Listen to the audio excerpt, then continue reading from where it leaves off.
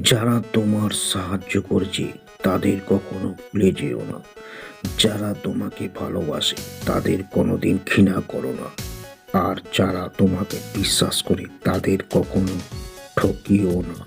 উঠে দাঁড়াও, শক্ত হও, দীপ্ত হও, যাবতীয় দায়িত্ব নিজের কাঁধে নাও।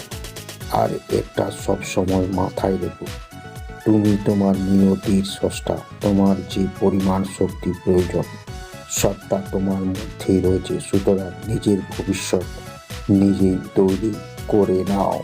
মনের মতো কাজ পেলেই অতি মূর্খ করতে পারে। যে সকল কাজে মনের মতো করে নিতে পারে সেই বুদ্ধিমান। কোনো কাজ ছোট নয়। শক্তি হলো জীবন, দুর্বলতা হলো মৃত্যু। সম্প্রসার হলো জীবন, সংকোচন হলো মৃত্যু। প্রেম হলো জীবন, ঘৃণা হলো মৃত্যু। নিজের ভেতর থেকে জাগ্রত হও। অন্য কেউ তোমাকে শিক্ষা দিতে পারবে না। অন্য কেউ তোমার ধর্মের পথে চলতে পারে না। অন্য কেউ নয়, তোমার আত্মায় তোমার শিক্ষক। যে কোনো একটা ভাবনা মাথায় আনো, সেই একটা ভাবনাকে তোমার জীবনে করে ফেলো। সেটা নিয়ে ভাবো, সেটা নিয়ে স্বপ্ন দেখো, সেটা নিয়ে বাঁচো। সেই ভাবনাকে বাস্তবিত করতে তোমার মস্তিষ্কে, তোমার পেশি, তোমার শরীরের প্রত্যেকটা অঙ্গকে কাজে লাগাও। প্রত্যেকটা ভাবনাকে অন্য ভাবনা থেকে আলাদা করে রাখো।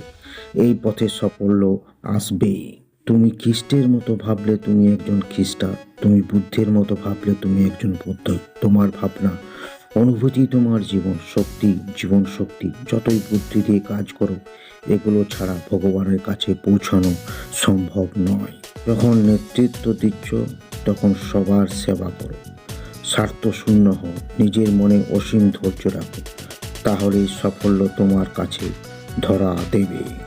আমি বিশ্বাস করি যে কেউ কিছু পাওয়ার উপযুক্ত হলে জগতের কোনো শক্তি তাকে বঞ্চিত করতে পারে না।